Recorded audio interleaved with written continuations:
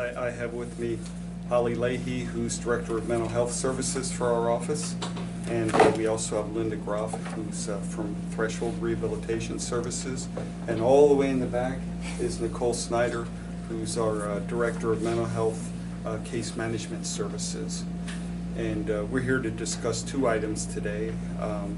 The first is to note that Suicide Prevention Month is coming up in September. As you know, our Suicide Prevention Task Force has been working very hard over the last several years to address the issue of suicide in Lebanon County. We have seen ups and downs in suicide rates in our county, but we continue to work to do what we can to prevent suicides. As you've heard me say, every year is even though the numbers go down, one suicide is too many, and we'll continue to work until we reach zero. Noting that there are a number of events going on for September, Holly, I don't know if you can just give a brief summary of that so we know what's going on there. Absolutely.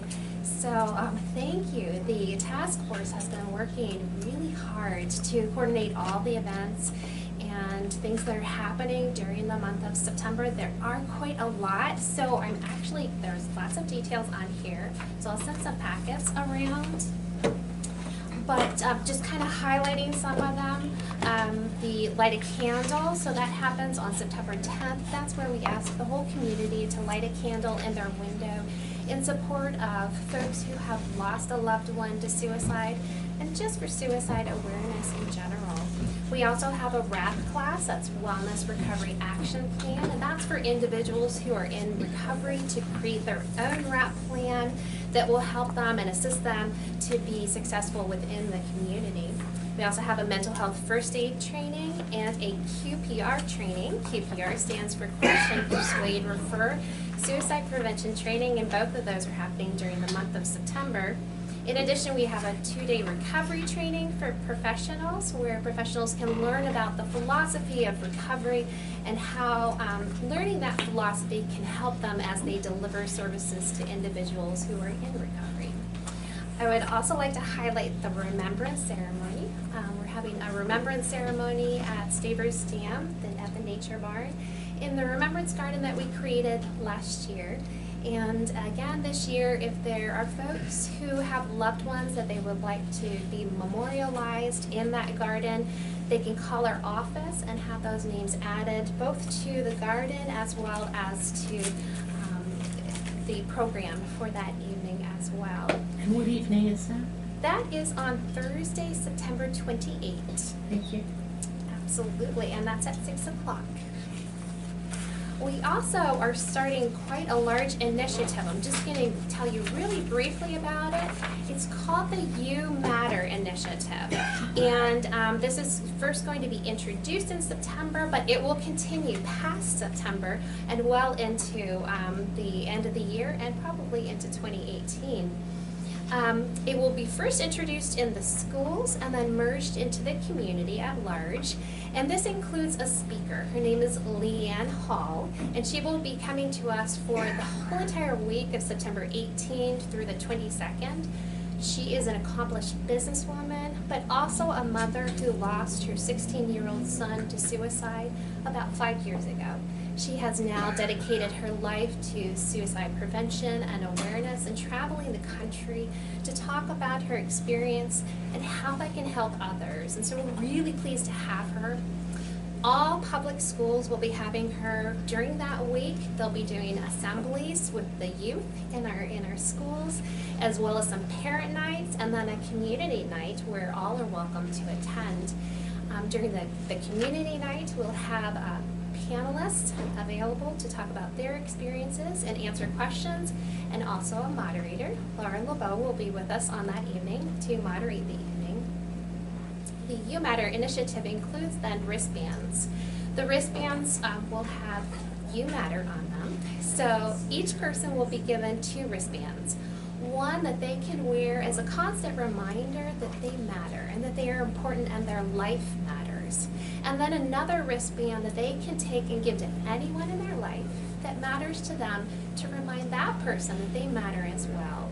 And we're just hoping that this completely goes viral in our community and really can make a difference in our community with self-esteem and overall wellness for folks in our community.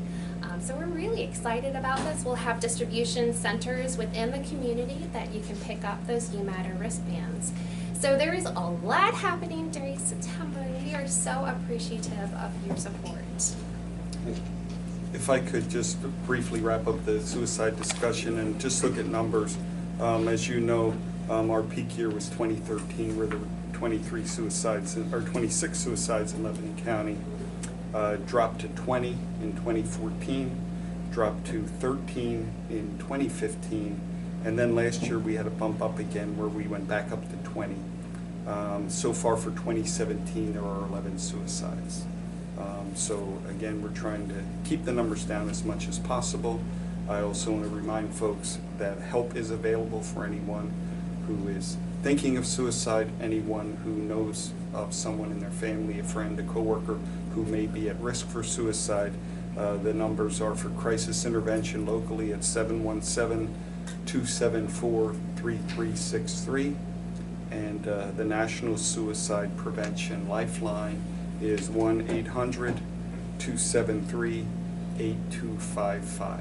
If they wouldn't have those numbers handy, 211 would be an access to. 211 would redirect them to those services. Yes, you're correct.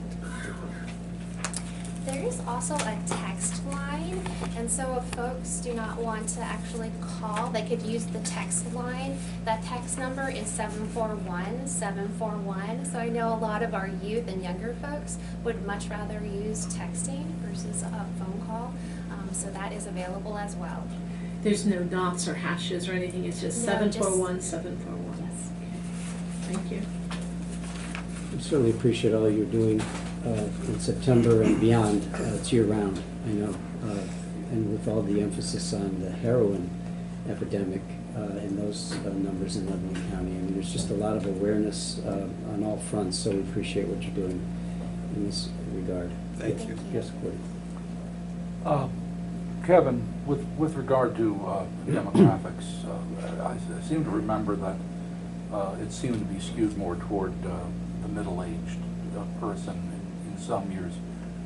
Is that a trend that is continuing, or has that changed? That continues. Generally, the profile that we see is middle-aged white males who died by firearm. That trend continues. I believe the average age for this year is in the mid-50s, low to mid-50s. This year, so far, all 11 are males. 8 or 9 of the males are Caucasian. It pretty much follows prior years, except prior years generally there are females included, but in very low numbers. So we see the same trends year after year, and we do a lot of discussion about how we can reach that population specifically. There are outliers. I believe we have one 19-year-old this year, and we have someone in their 80s, which kind of offset each other when you look at the statistics. But that's what we have. Well, it seems to make sense because you're doing this campaign, You Matter, in September, geared toward children who are essentially a captive audience in many respects. What do you do for somebody who is 55 years old that may be sort of cloistered away doing his own thing? Yes, it's a difficult population to reach directly. And we've discussed a number of ideas, and we've tried a number of ideas, but it is a difficult population to reach. We do see common themes in sort of the backgrounds of either financial issues, domestic issues. Those are common threads in that population as well. Thank you. Yes, sir. Are there any statistics that, are these, most of these or any of these, or don't you know if they're recent purchases of firearms? We have no clue, No clue. as to that, yes. We don't know that. Is Lebanon County kind of an anomaly, because recently read or heard that there's a real uptick in young female suicides, kind of on the national level. Is that true? I think when we compare other Pennsylvania counties, I think our rate, you know, based on our population is somewhat lower. And we have pretty much consistently seen a very low number of young people, and we really appreciate that as a success. But to answer your question, I believe we are a little bit different in that we do not have those young folks or young females dying by suicide, and we're very pleased about that. It's quite amazing. Lebanon is unique in that Yes. when, even with yesterday we talked about the heroin numbers, deaths, and they are the trend is different, and the numbers are much smaller. I mean, by population, Lackawanna County had 99 deaths last year. Yes. Missouri County, they're all just burgeoning, you know. I think the daily suicide went from 10 a day to, opium deaths to 13 a day with all the education. Now our education seems to be working, and whatever else is being done. So Yeah. in both of those areas, we seem to be reaching people to get help, which is cool. And I think coincidentally, I've watched that trend over a few years, and the number of suicides in Lebanon County is generally very close to the number of overdose deaths in Lebanon Yeah, County. it is. The overdose deaths are slightly lower, but they're certainly in the same ballpark. Cool. I had also heard what Commissioner Ames brought up concerning the younger suicides, but while many of the suicides in Lebanon County have been middle-aged people, that wasn't always the case. Was it? There was a teen or younger person suicide problem at one time, wasn't there? I don't have all the statistics with me, but we've had some younger folks over the years, but from my memory, we've not had large numbers of young folks. The statistics I have go back to 2002, but some of those older years, I don't have a lot of detail. I only have totals. But in the years that we've been counting, you know, more closely and working more closely with Dr. Yoakum, which was, again, 2013 was the big year, but in those years, and I do have some data prior to 2013, but we've never had a large population of young folks.